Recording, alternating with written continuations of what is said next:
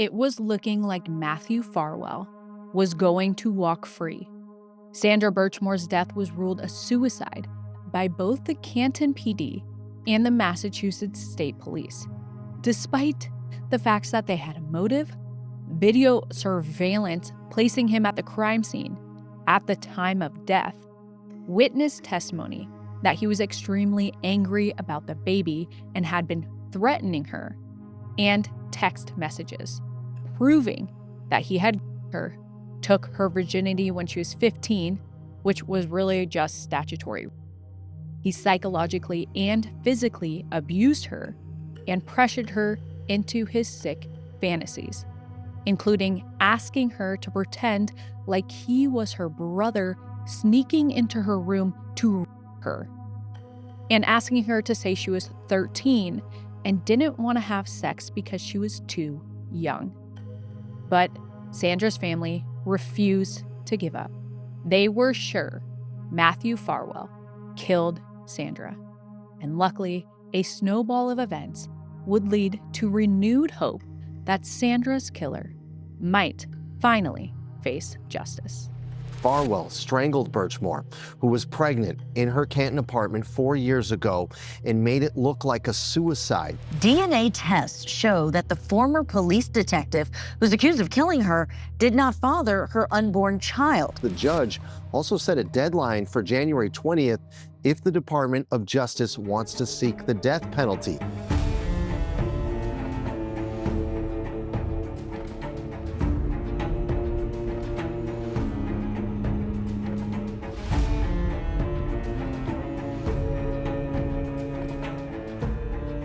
Hi, I'm Katie Ring, and this is Crime House Daily, your weekday true crime companion.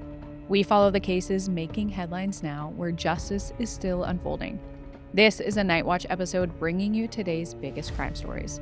For video, check out our YouTube channel at Crime House Daily and follow Night Watch on Spotify. This episode discusses active criminal cases and breaking news. The information we share is based on what's publicly available at the time of recording and may change as new evidence comes to light.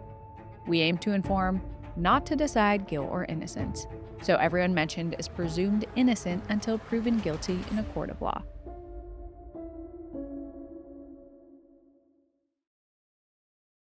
Welcome back to our final episode of our 5-part series on the death of Sandra Birchmore. In episode 1, we talked about Sandra's life, all of the hardships that she faced from a young age, how she met Officer Matthew Farwell, the man who wormed his way into her life, and took advantage of her for years. And then we dug into the suspicious and curious circumstances surrounding her death.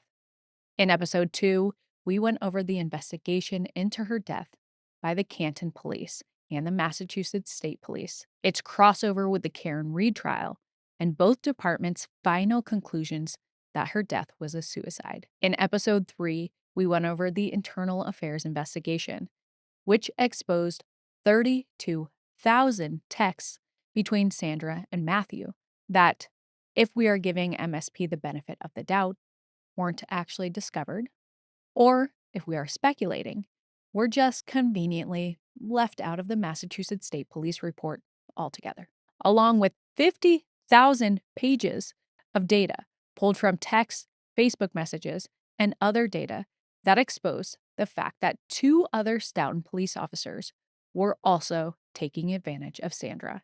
In episode 4, we introduced you to the 3 officers who were supposed to be mentoring Sandra through the Police Explorers program, but instead abused their position of power, as well as her trust, respect for police officers, and yearning for a father figure to and take advantage of her. And tonight, we will be wrapping it all up with the quest for justice and a small taste of victory. So let's get into it. After Sandra's death in February 2021, her family was desperate to get her manner of death changed from suicide to homicide so they could reopen the investigation. Her family knew she didn't take her own life and believed without a single doubt that Officer Matthew Farwell murdered her and used his police experience to stage it as a suicide. One thing I've learned through my work is that attention is the most effective way to get justice. And one thing I am so thankful to my community for is that with one post, we are able to spread awareness to millions of people. A Facebook page called Justice for Sandra Birchmore was starting to make some waves and bring publicity to the case. But even with all the attention on it, Michael Morrissey and the Norfolk District Attorney's Office didn't budge and wouldn't reopen the investigation. There was a lot of evidence that Matthew Farwell was the killer, but it didn't seem like Matthew would be charged with any crimes at all. Not Sandra's murder, not even the clear statutory and larceny that were spelled out loud and clear in their over 32,000 texts. But even with this indisputable digital evidence, they claim they couldn't take it to court because Sandra wasn't alive and there to testify. But Sandra's loved ones didn't accept that answer, and they decided to take matters into their own hands. They filed a wrongful death lawsuit, citing Stoughton Police Department, the town of Stoughton, and 3 former officers, Matthew Farwell, William Farwell, and Robert Devine, as the defendants, and hired Dr. Michael Baden. He is one of the leading experts on criminal pathology and has a major track record of determining the manner of death in prominent murder cases. In addition to being a former chief medical examiner in New York City, Baden had testified in the O.J. Simpson trial, served on a U.S. House committee that reinvestigated the assassinations of JFK and Martin Luther King Jr., and performed autopsies for George Floyd and Michael Brown at the request of their families. If anyone's going to determine whether Sandra killed herself or was murdered, it's Dr. Baden. He reviewed the available evidence, and to him, the answer was clear. In Baden's letter, he wrote, "Miss Birchmore did not die of a suicidal hanging. The cause of Miss Birchmore's death is strangulation, and the manner of death is homicide. And that Birchmore fractured her right hyoid bone, a small U-shaped bone in her neck. Such an injury occurs rarely, if at all, in suicidal hanging, and does occur in half of homicidal strangulations of women." He also had a lot to say about how the Massachusetts Chief Medical Examiner's Office handled Sandra's case. And let's just say it did not put them in a good light. Despite the fact that Sandra was pregnant, the examiner never tested the fetal DNA to determine who the father of Sandra's baby was. And even though state police collected evidence from Sandra's body for a kit, it was never actually tested. Dr. Baden's findings brought a ton of publicity to the case and got the attention of Donna McNamara, the Stoughton PD chief of police. McNamara had ordered the internal affairs investigation into Robert Devine and the Farwell brothers, and led the charge to make sure they could never work as police officers again. And now she's horrified by what she's reading in Dr. Baden's report. She said, quote, "I was profoundly disturbed and troubled by what I read. The findings certainly warrant further examination at the highest level. Sandra received not so much as a sliver of justice during her life, and we will not cease in our efforts to ensure our duty to administer justice." This was amazing news for Sandra's family. Nothing will bring her back, but now they're getting important allies on their side to get the answers they need. And there was actually something even bigger going on behind the scenes. It turns out the FBI had been quietly investigating Sandra's case. It's pretty rare for federal agents to become involved in a case like this. But between Sandra's death and the attention from the Karen Reed trial, the FBI is also looking into potential police misconduct. Both cases happened in Canton, and there were allegations that officers in both cases were protecting their own instead of seeking justice. And the FBI agents on the case were trying to rectify that. When they opened their investigation, the federal officers started following leads the state hadn't bothered with. One of the first interviews they conducted was with the employee of the Stoughton PD, who Matthew had intimidated after Sandra's friend called and revealed that Sandra was having sex with Matthew. But this lead had never been followed up on in the original investigation.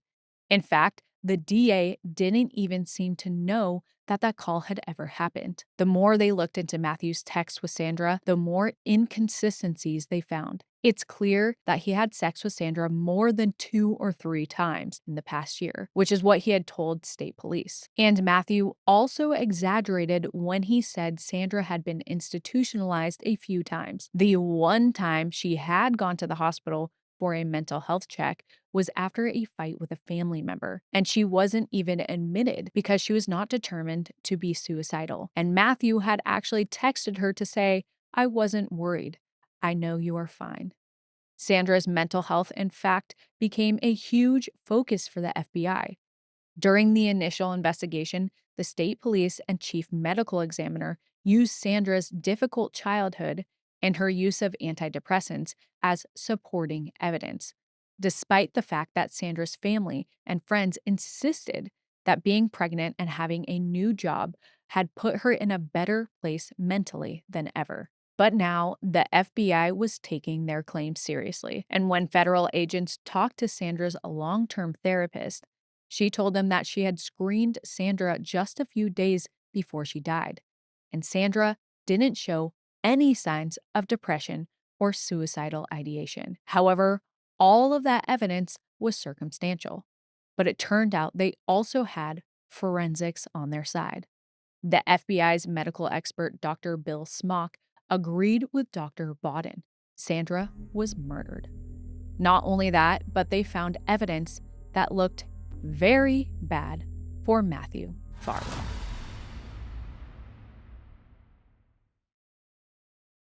Like Dr. Baden, the FBI's medical expert, Dr. Bill Smock, believes that Sandra Birchmore was murdered. In his report, Dr. Smock recognized that the damage to Sandra's pink flamingo necklace that she had been wearing around her neck when she died, and then later fell to the floor when her body was moved, was consistent with evidence of a struggle. This contradicts the observations of Matthew Dunn, the state trooper who led the state's investigation.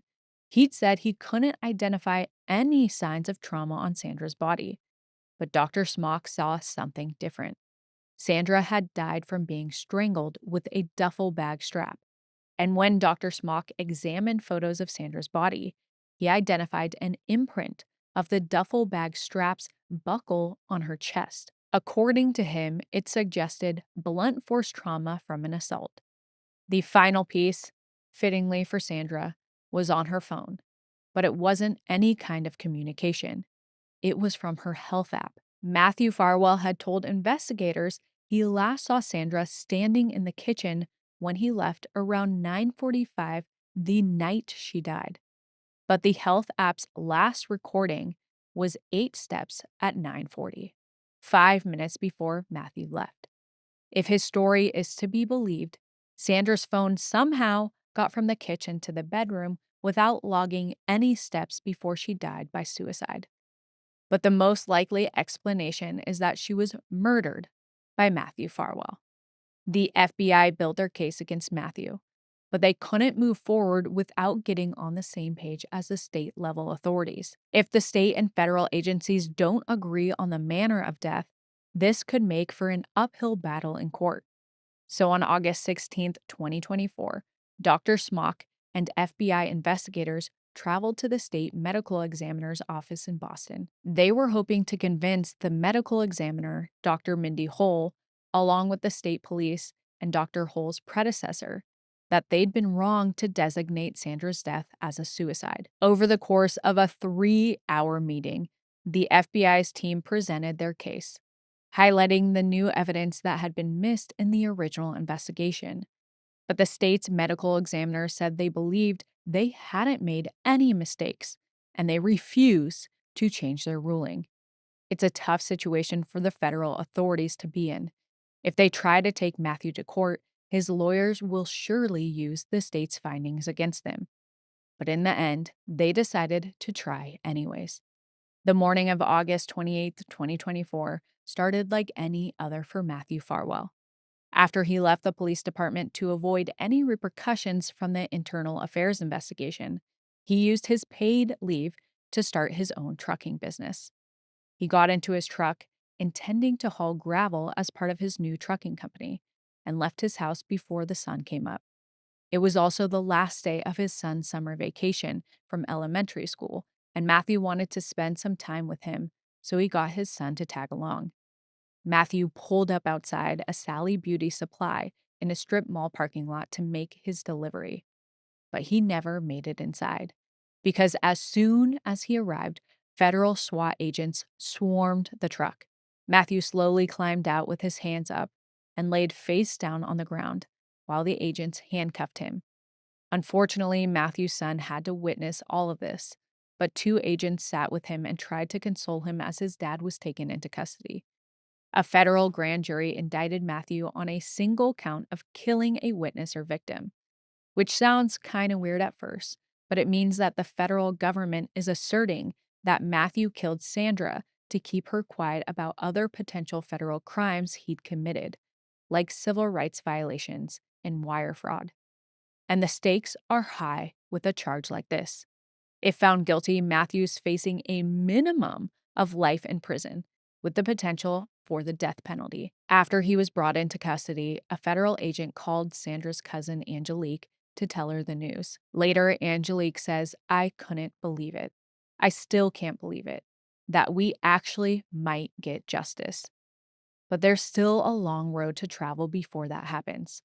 After Matthew's arrest, he's taken to a federal courthouse in South Boston, where he pleaded not guilty that afternoon. Federal prosecutors argued that he should be denied bail, but in the end, they didn't need to worry because Matthew waived his detention release hearing, meaning he'll stay in federal custody at least until his trial. As of this recording, he's being held in a facility in Rhode Island. Throughout all of this, Matthew's wife hasn't made any comments about the case. She scrubbed any mention of herself or her children from social media. So, regardless of how she feels about the accusations against her husband, it's pretty clear that she wants to stay out of it.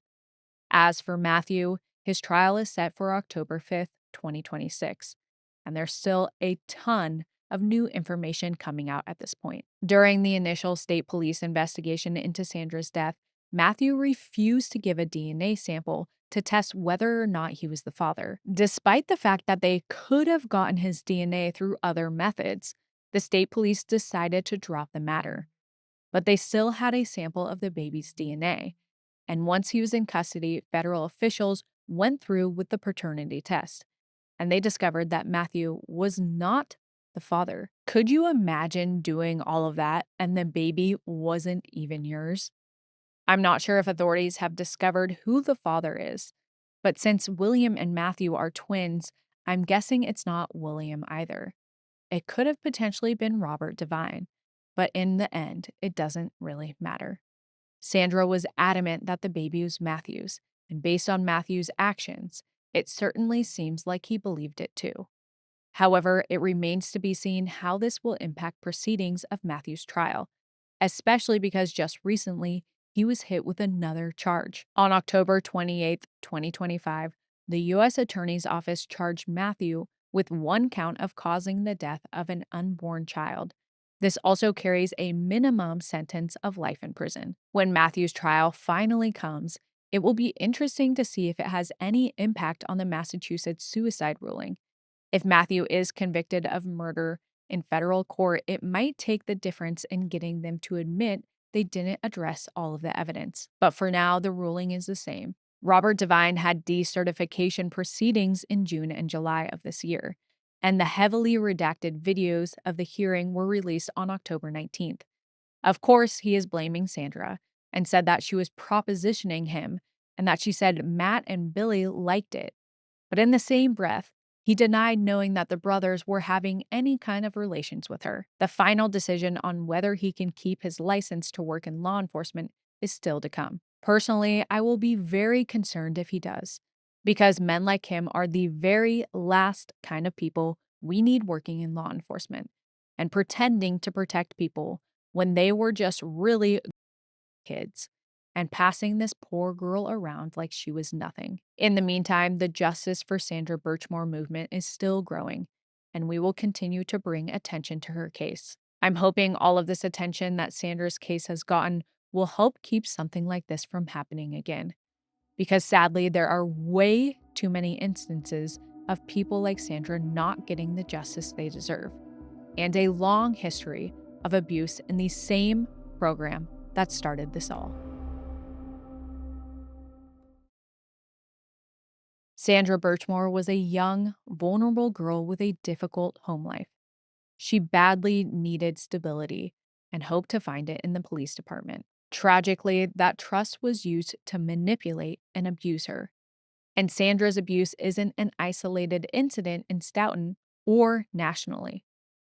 Abuse by police officers is a continuing problem across the United States. Sandra's case is just one of almost 200 reported abuse cases within just the Police Explorers program since its inception. In 1996, a St. Petersburg police officer died by suicide after it was revealed that he had a 16-year-old girl in the Police Explorers program.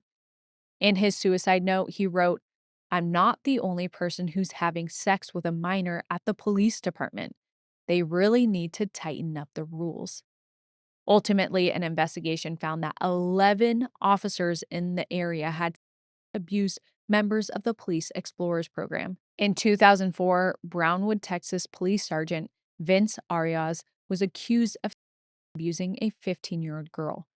Despite this, he was allowed to continue running the Police Explorers program until 2007, when it was revealed he had another teenage girl. Considering that some experts estimate that between 70 to 90% of child abuse cases go unreported, it's likely that there are far more incidents within the Police Explorers program we might never learn about. The fact that victims aren't believed is hard enough, but the fact that they have to report their police abuser to other policemen that won't believe them is even more terrifying. These issues aren't just confined to the Police Explorers program. Police violence is so prevalent. One study found that over a 10-year period, a police officer was caught committing abuse or misconduct every 5 days.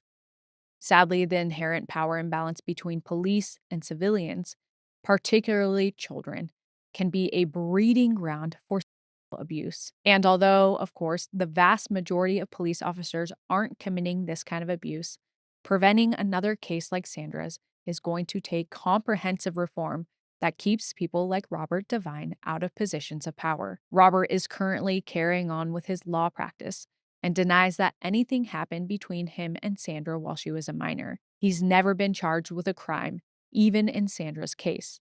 But we know that he still caused issues with other young girls under his care as the head of the Stoughton's Police Explorers program by flirting and pushing the boundaries of his role with them. He also allowed Matthew and William Farwell to volunteer as police explorer instructors and help them get jobs at the department, even with all the red flags against them. Robert, Matthew, and William all Sandra as a young girl and carried on sexual relationships with her up until she died. Even though Sandra believed she entered into those relationships willingly, their group normalized those behaviors for her, and she was absolutely a victim here. Laura Palumbo, the communications director at the National Sexual Violence Resource Center, says this is common for victims of sexual abuse. This is how she describes the problem. Quote, "It is this ongoing process of really confusing and shifting the way someone sees the world. They have lost their ability to differentiate between what behaviors are healthy and what behaviors are abusive." Ultimately, Matthew Farwell's alleged actions are horrific and despicable, but his crimes are emblematic of a larger problem about what policing is and what it should be. Chief Donna McNamara spoke to this when Matthew was arrested. She said every good and decent police officer should be aware of and angry about the injustices inflicted upon Sandra Birchmore.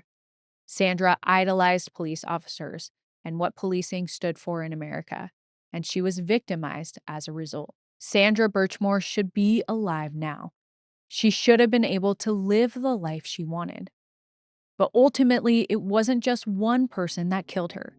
It was an entire system. And it's important to make sure justice is fully pursued in her case and the countless others like hers. And hopefully someday we'll be able to stop it from ever happening again.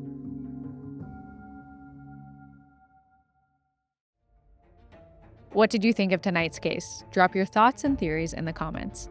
See you next time. If you haven't already, subscribe to our YouTube channel at Crime House Daily and follow us on social media at Crime House 24/7 for real-time updates, because the pursuit of justice never stops.